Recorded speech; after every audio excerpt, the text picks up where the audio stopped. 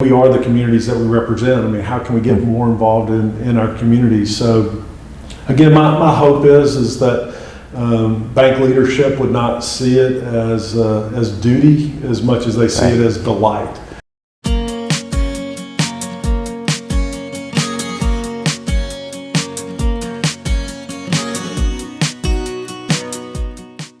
So David, as we've been talking, it's been a year since we were together at ICBA Live. Right. I'd love to kind of explore this year together and all of kind of what's happened for you and CRA Partners. But first things first, for people who don't know you, let's cover a little bit of backstory. Okay. How did you come into your position at CRA Partners? Yeah, so I had served locally in politics and just come out of office in the fall of 2018. Had prior to serving for those 8 years, I'd spent 20 years in the banking industry. So when I came across the opportunity to work for CRA Partners, for me, it was this good intersection of my professional background in banking, but also a desire to serve. I really see CRA as this intersection between success and significance.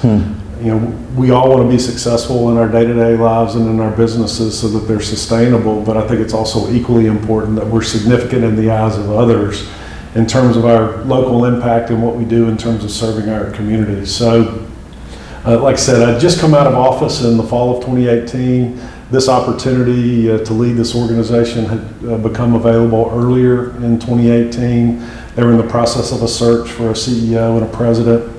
And for me, it was a terrific fit, a good marriage, if you will, of those two ideas of being able to get back in the banking industry, but also encourage others to get more involved in their community. We oftentimes talk about CRA, and obviously, depending on how you're regulated, we're in the process of passing some regulation. Right. But most of the time when we talk about CRA, we talk about it from this perspective of what a pain, right, it is to sort of keep up with CRA. Right. But your first reference was of significance. Right. So I want to dive into that a little bit. You're really seeing CRA as an opportunity to really do some good. No doubt about it. I mean, but to address the bureaucratic side, I mean, that was one of the things that bothered me even when I was serving office locally, was trying to cut through some of the clutter, if you will, and really get to the essence of why people were doing what they were doing and trying to minimize the amount of administrative burden, if you will, related to those activities. So, the whole CRA modernization, I understand. Banks want more clarity in terms of, what is counted for CRA credit. I believe we're moving in that direction. What I don't like about the CRA modernization is there is this increased reporting burden that's potentially out there.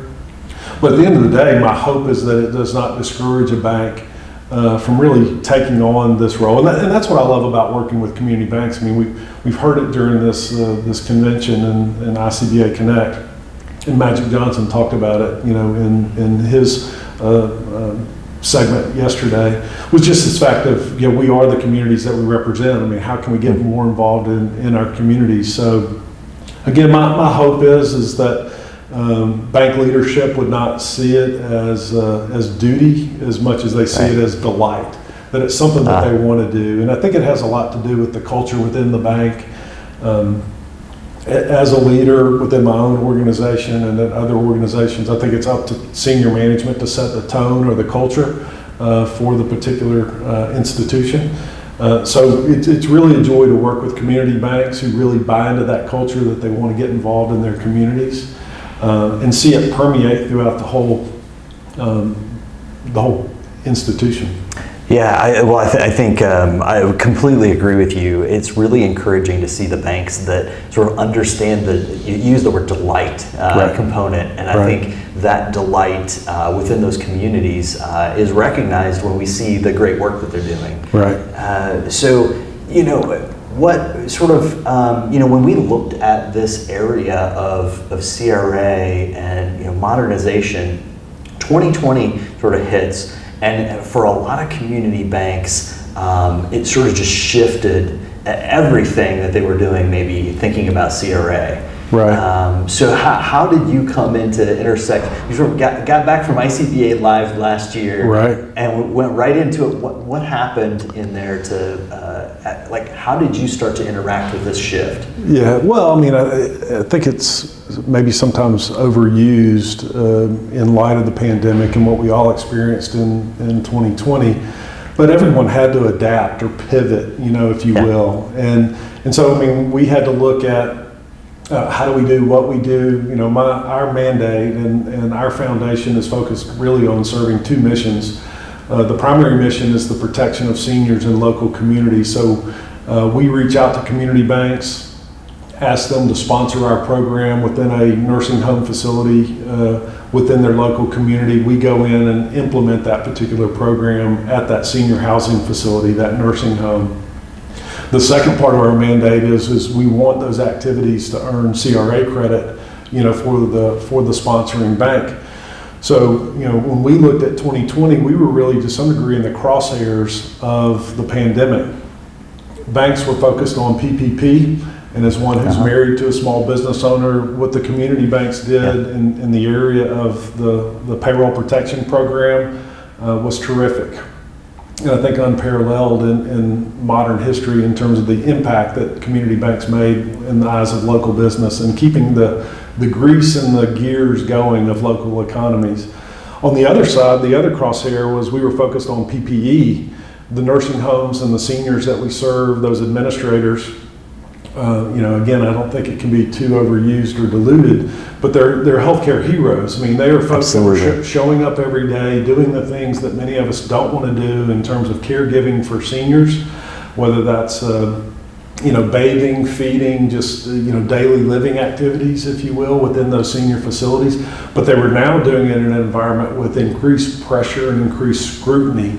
And so for us, we had to find ways to engage our bank partners, but also stay engaged with the senior facilities and the administrations that we serve. We've got incredible stories of our bank partners who've reached out to the senior facilities that they sponsored and just offered to buy lunch for those healthcare heroes or kick in some additional monetary donations to those particular facilities so that they could do things, whether it was purchase audiovisual, iPads and equipment that families could stay in touch with their loved ones in this environment when families couldn't visit their loved ones at those senior facilities. So, all in all, it was all about adapting and pivoting, like so many organizations did. As a people person, I look forward to getting back in front of our bank partners and back in front of those senior facilities and, shaking hands and giving hugs and, personally thanking those banks and those senior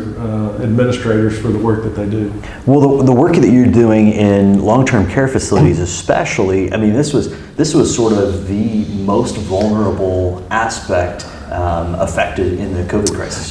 By far. No doubt about it. It was a hot spot. And we're fortunate. We're fortunate in that our bank partners who work with us, we actually increased the number of seniors that we protect last year. Which is, again, a tribute to my coworkers that I work with, a tribute to our program, but more importantly, a tribute to bankers who really saw and understood the need within in this pandemic where it's clearly impacted all of us, but particularly in the senior communities and the senior housing communities. So I'm really proud, like I said, of our coworkers, our board, who have supported us throughout this whole process, that we have been able to increase the number of seniors that we protected in 2020, and so far we're off to a good start in 2021 as well. Now, for much of this sort of protection and investment, right, in long-term care facilities, are banks starting to allocate more funds in this area? How's that? How are you seeing that trend right now? Yeah, my background is college sports, and I'm competitive. But at the same time, when we talk to our bank partners, we really look at it more as a CRA portfolio. I mean, there are a lot of terrific and wonderful missions out there in local communities. On a national scale, it can be Junior Achievement or Habitat for Humanity. We certainly don't want to take away from those. What we attempt to do is educate the banking community on the importance of protecting seniors, particularly in the area of elder financial abuse. It's a growing problem. It's an underreported problem.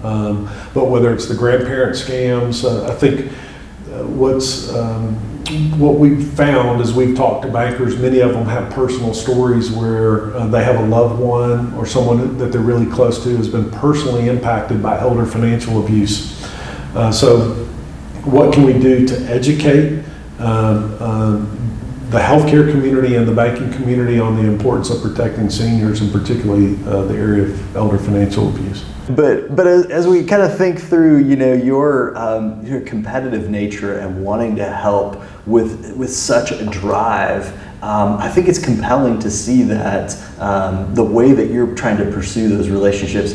How has that been for you personally this year, thinking about not being able to go be with bankers in person, not being able to sort of travel in the same way? How's that competitive spirit?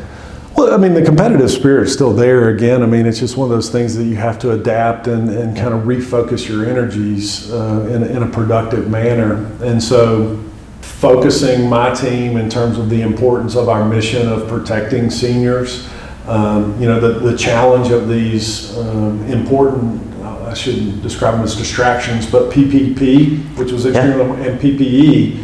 So to some degree, I had to dial the throttle back early on last year and say, look, don't be discouraged by the fact that bankers are talking to small business owners and trying to, again, get the grease back in the local economy gears. But at the same time, don't be discouraged by the fact that these healthcare providers are focused on protecting our loved ones in these senior facilities. So, we took a little pause, as many did, but at the same time, we just stayed to the grindstone, if you will, in terms of our mission. One of the programs that we launched last year, going into 2020, was an online financial education tool targeted to elder financial abuse. So in hindsight, the implementation of that, the fact that it was online, no touch, we could roll it out to our senior housing facilities, was very timely. The unfortunate part is we got little traction just because so much was going on. But we're excited about that particular tool. Just like so many industries, I believe it all begins with education. Education leads to knowledge, and there's an old saying that says vision without action is just a daydream. So once one has that education in terms of identifying and preventing elder abuse, obviously we want them to use that knowledge to identify and prevent elder financial abuse.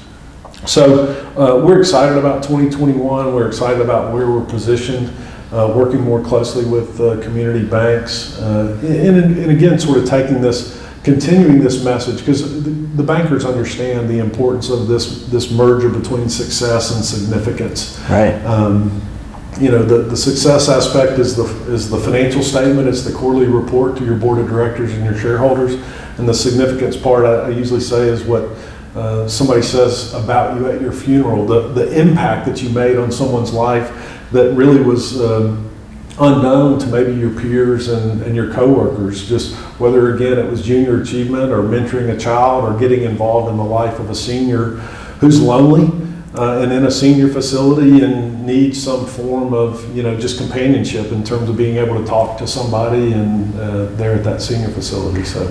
Well, I love that, the way that you're sort of daydreaming with me here to be able to talk about some of these things, but you're acting on them in some really empowering ways to talk about this success and significance, which is a phenomenal aspect to think about that. We often talk about it at our company as this opportunity to leave your mark, right? Mm-hmm. We say, leaving your mark in this industry and in your community is so powerful. And I think we're seeing community banks who are being held up as heroes in their communities. Oh yeah, no doubt. No doubt.